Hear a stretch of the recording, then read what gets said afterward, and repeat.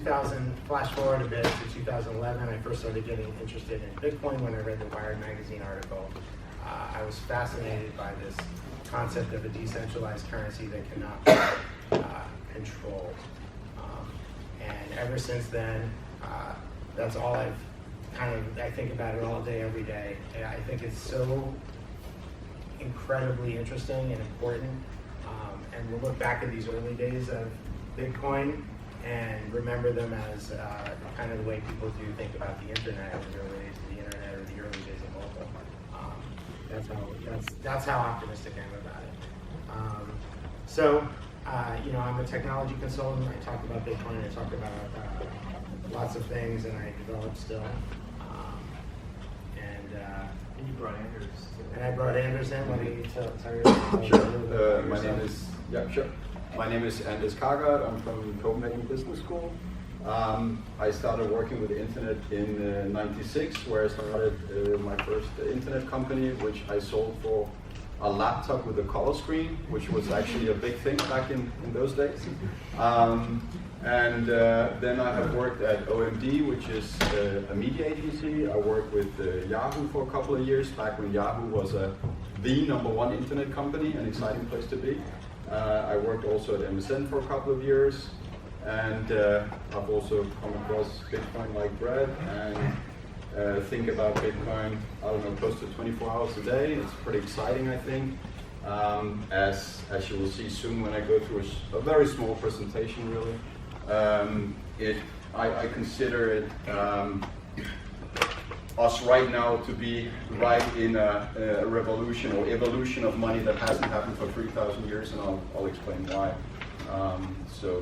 That's it for me. Yeah, so I think the way we'll structure this, Anders has a quick presentation, intro on Bitcoin, and then we're going to talk about actually building on-chain, getting into it, who you need to work with from the technical side. Not all of us are technical in here, so we can talk about sort of the code that's required, the languages we partner with, and then some of the cool things that you can build and what's been built, and the projects that you can work on or start working on for future internships, etc., and how to actually get involved with building on chain, because that is probably the most important thing that's going to happen, hopefully, out of the current regulation and token sales and everything else. Is people will actually be building more, not raising more money. So take it away. Sure, thanks.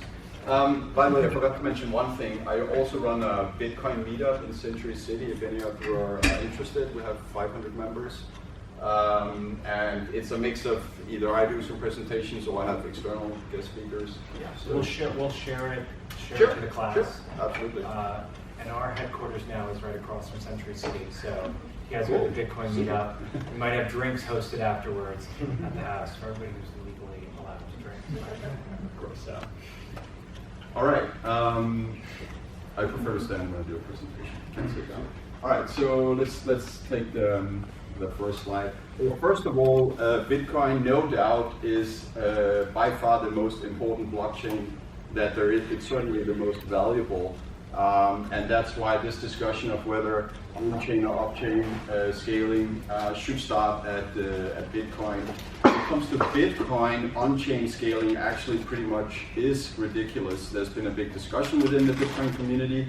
And off-chain scaling is the only way that Bitcoin is going to get to millions of transactions per second, which is what is needed if it is to be money of the world where everyone can use it, every single individual can use it. Let's take the next one. All right, so to understand Bitcoin, you really need to understand money. Money, what it is it's a unit of account. So if you go to any store and the things are priced in dollars, then dollars is the unit of account. And that also makes it the medium of exchange, because you exchange dollars to buy the thing that there is in the store. Now, for something to become money, there's 4 properties that are really, really important, and it needs to perform very well on those to be the chosen money in either a region or in the world. And that is, it needs to be portable, it needs to be durable, it needs to be divisible, and it needs to be fungible. Fungible means that one unit is as good as another. So if you live in a dictatorship and you receive money from the opposition, which is democratic, and then you have that money and you want to spend it, if someone can see that hope or that came from the opposition, we're now going to invalidate your money, so you lose the value of that money, then that is not fungible money. So for money to be good money, money needs to be fungible.